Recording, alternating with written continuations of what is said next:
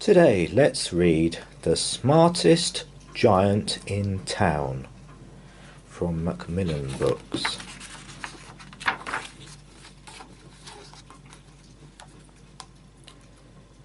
George was a giant, the scruffiest giant in town.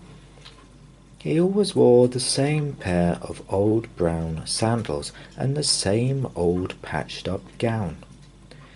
"I wish I wasn't the scruffiest giant in town," he said sadly. But one day George noticed a new shop. It was full of smart clothes, so he bought a smart shirt, a smart pair of trousers, a smart belt, a smart stripy tie, some smart socks with diamonds up the sides, and a pair of smart shiny shoes. "Now I'm the smartest giant in town," he said proudly. George left his old clothes behind in the shop. He was about to go home when he heard a sound. On the pavement stood a giraffe who was sniffing sadly. "What's the matter?" asked George. "It's my neck," said the giraffe. "It's so very long and so very cold. I wish I had a long warm scarf."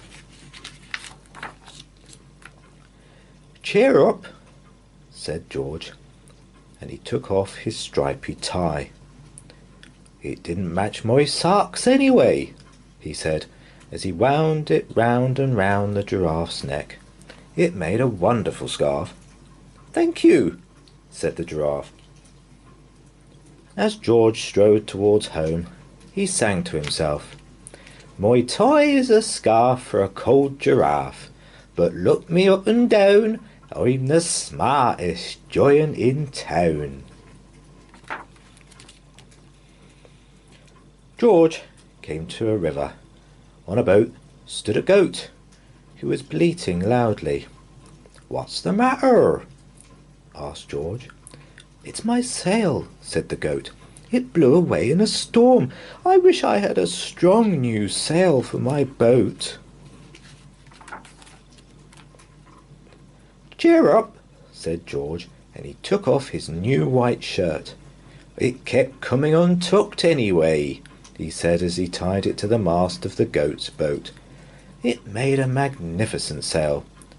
"Thank you," said the goat. George strode on, singing to himself, "My tie's a scarf for a cold giraffe, my shirt's on a boat as a sail for a goat, but look me up and down, I'm the smartest giant in town." George came to a tiny ruined house. Beside the house stood a white mouse with lots of baby mice. They were all squeaking. "What's the matter?" asked George. "It's our house," squeaked the mother mouse. "It burned down, and now we have nowhere to live.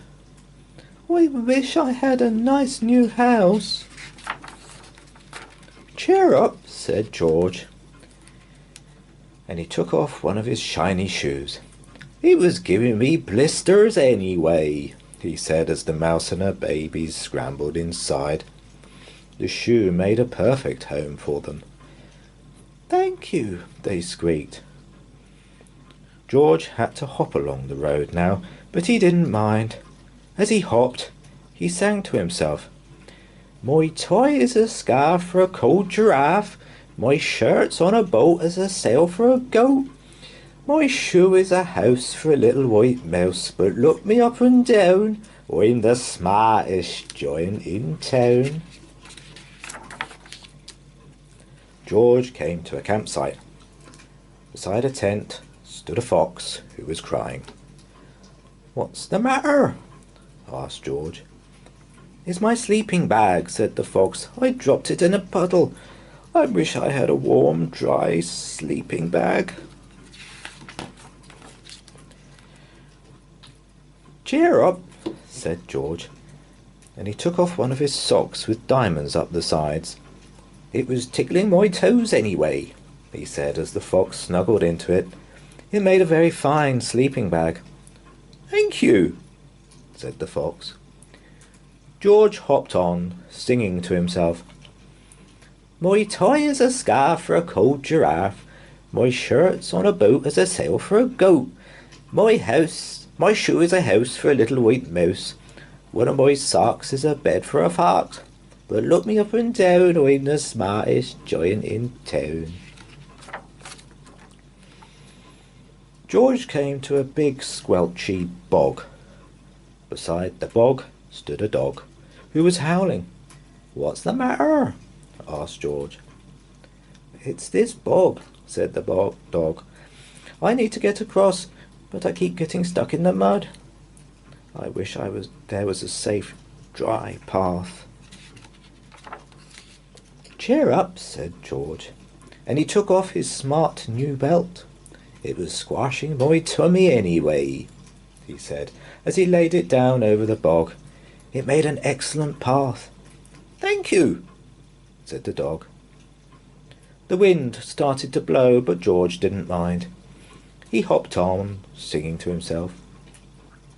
"My tie's a scarf for a cold giraffe. My shirt's on a boat as a sail for a goat.